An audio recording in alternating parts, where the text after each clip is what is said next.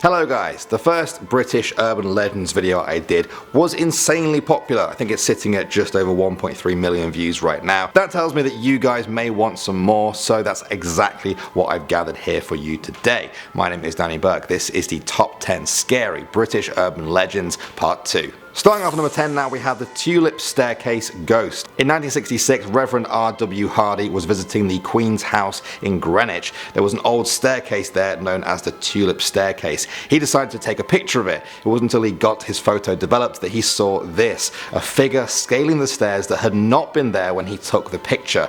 The strange hooded figure became known as the Tulip Staircase Ghost. Ghost hunters have now been visiting the site for over 50 years. Many of them have reported strange results from their recording equipment. Looking at that picture, even the most skeptical of people have admitted that the hands and the body do look like an actual person, albeit one that's perhaps locked between the two worlds of the afterlife and the Tulip Staircase. Coming at number 9 now, we have Spring-Heeled Jack. In October 1837, a girl called Mary Stevens was said to have been walking through Clapham Common in England when a strange figure leapt at her from a dark alleyway. He began to kiss her face while ripping her clothes off with his claws before fleeing the scene. The next day, the same figure caused a carriage to crash. This time they said that he breathed fire, laughed, and then jumped over a 9-foot high wall. Locals began to call him Spring-Heeled Jack. The following year, a woman called Jane Aslop said that she answered the door to a man claiming to be a police officer who said they caught Spring-Heeled Jack.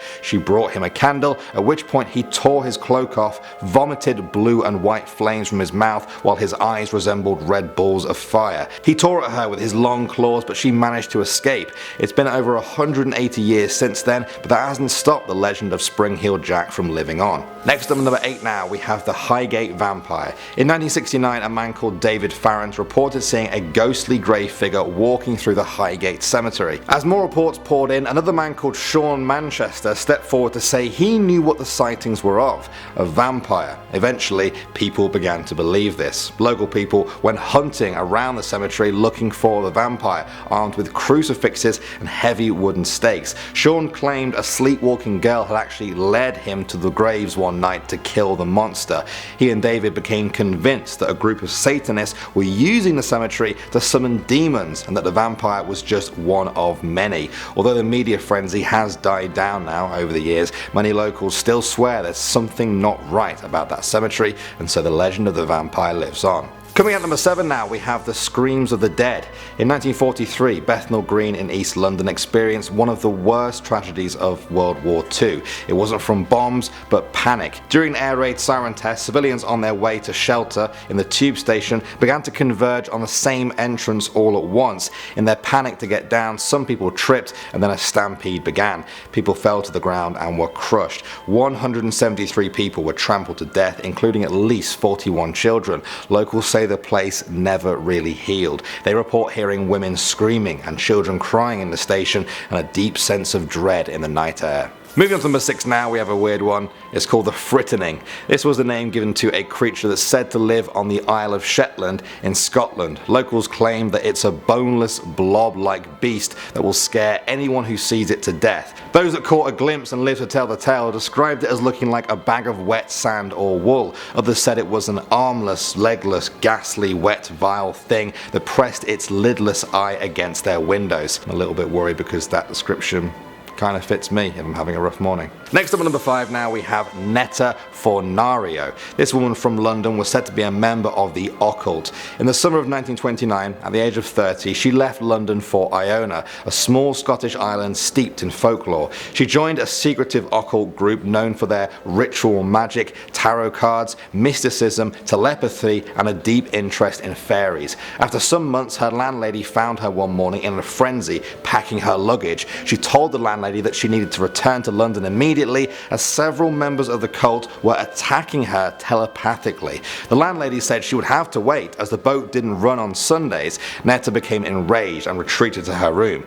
She eventually calmed down and said she would stay and that she was going out for a walk. When she didn't return by nightfall, the landlady raised the alarm. After 2 days, a search party found her body. She was found lying on top of some turf that had a cross carved into it. She was wearing only a thin black cloak. The doctor who examined her body could not find any cause of death. Her body was in a fine physical condition, it was just dead.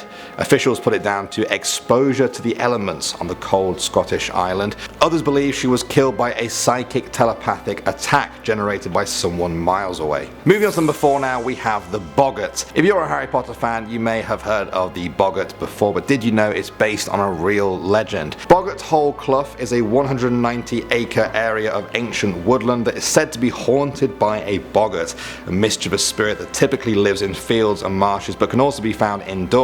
They are usually known for their harmless peskiness, turning milk sour or making objects disappear, but some people say they have a much darker side. They are often blamed for the abduction of children. The one that gives its name to Boggart Hole Clough is claimed to be notorious for this. It's been said that it was so active once that a farmer and his family were driven from their home for fear of the boggart stealing their children. Next at number 3 now, we have the figure in the studio. In an interview with a Londonist, a couple of radio hosts from Resonance FM in London told a story that has sparked a modern day urban legend, the figure in the studio. They said that one day while working in the radio station they saw an evil spirit, more malevolent than anything you can imagine. It was just standing there at night in their offices watching them. It looked like a shadow with angry red rimmed eyes and strange looking dark teeth. Just before they called out to it, the spirit smiled, revealing its long teeth, and then it disappeared. Many local ghost hunters are convinced that they have discovered a new spirit and that this won't be the last haunting of the figure in the studio. Moving on to number 2 now, we have the Devil's Bridge. According to legend, the devil visited Ceredigion in Wales in the 11th century after hearing about its breathtaking scenery. Yes, even the devil appreciates a good view. While there, he struck a bargain with a local woman whose cow was stranded across the river. In a bid to buy her soul, the devil said he'd build her a bridge in exchange for the soul of the first living thing that crossed it.